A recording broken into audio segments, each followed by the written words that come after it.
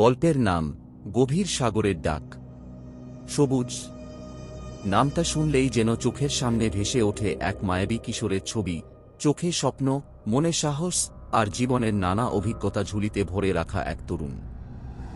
বাংলাদেশের দক্ষিণ পশ্চিম প্রান্তের এক জেলে পাড়ায় তার বাস, যেখানে সাগরের গর্জন রাতের ঘুম কেড়ে নেয় আর দিনের আলোয় মাছ ধরার ট্রলারগুলো নেমে পড়ে জীবন বাঁচানোর যুদ্ধ করতে।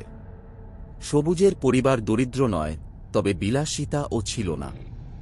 ছোটবেলা থেকেই সে শুনে এসেছে সাগরে মাছ ধরার গল্প, ঝড়ের রাতে ট্রলারের কেঁপে ওঠা আর গভীর সমুদ্রের ভয়ানক রহস্য। একবার তার মামা বলেছিল ওই সাগরে নাকি রাত হলেই কেউ কেউ ডাক শুনে ট্রলার ছেড়ে জলে ঝাঁপ দেয় আর কোনোদিন ফিরে আসে না। সবুজ এসব গল্পে হেসে উড়িয়ে দিত, কিন্তু মনে মনে একটা জিনিস বাসা বেঁধে গিয়েছিল, একবার হলেও আমি সাগরে যাব, সত্যিকারের মাছ ধরার ট্রলারে। একদিন হঠাৎ করেই সে সিদ্ধান্ত নিয়ে ফেলল। বাড়িতে কাউকে না জানিয়ে শুধু তার ঘনিষ্ঠ বন্ধু কামরুলকে নিয়ে এক সন্ধ্যায় ট্রলারের দলে ভিড়ে গেল। দুজনেই এক পরিচিত মাঝিকে কিছু টাকা দিয়ে বোঝাল এক রাতের জন্য অভিজ্ঞতা নিতে চাই। মাঝি রাজি হল। সেদিন ছিল পূর্ণিমা। সাগরের ঢেউ শান্ত, আকাশ জোছনায় ভেসে যাচ্ছে। মনে হচ্ছিল সবুজের স্বপ্ন পূরণের রাত।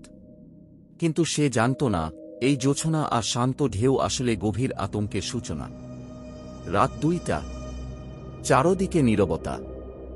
মাঝিরা ঘুমিয়ে পড়েছে, শুধু এক বৃদ্ধ মাঝি বসে আছে ট্রলারের পেছনে। হঠাৎ সবুজ শুনল এক নারীর কণ্ঠস্বর, সবুজ, সবুজ। সে চমকে উঠে চারপাশ তাকাল। কামরুল তখন ও ঘুমিয়ে, কেউ নেই। তবে কণ্ঠটা আবার এলো, এবার আর ও কাছ থেকে, এই পথে এসো, আমার জন্য এসো। সবুজ হঠাৎ দেখে ট্রলারের পেছনের দিকে জ্বলে একটা মুখ ভেসে উঠেছে। সাদা জামা, ভেজা চুল আর চোখ, কোনো চোখ নয়, যেন দুটো কালো গহ্বর।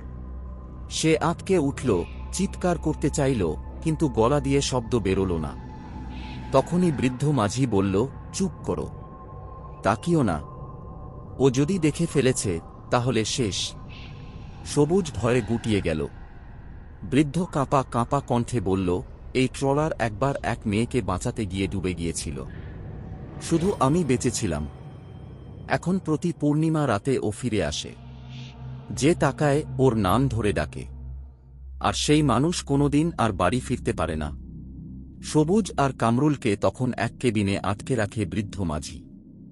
বাইরে সেই নারীকণ্ঠের গান চলতে থাকে, যেন এক পুরনো বাউল গান, কিন্তু এর সুর যেন মৃত্যুর চিৎকার। রাত পেরিয়ে ভোর হয়, সূর্য ওঠে। ট্রলার ফিরে আসে ঘাটে, কিন্তু সবুজ ছিল না। কামরুল অজ্ঞান অবস্থায় পড়েছিল কেবিনে। জেগে উঠে সে বলে, সবুজ দরজা খুলে বাইরে গেল, আর ফিরে এলো না। আমি কিছু করতে পারিনি। বৃদ্ধ মাঝি বলে, ওর নামটা ও শুনে ফেলেছিল। ব্যাস, নিয়ম একটাই, যে শোনে সে যায়।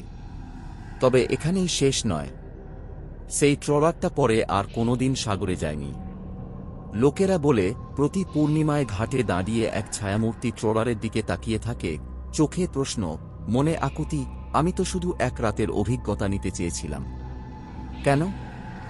আজকের মতো গল্পটি এখানেই শেষ করলাম। আল্লাহ হাফেজ।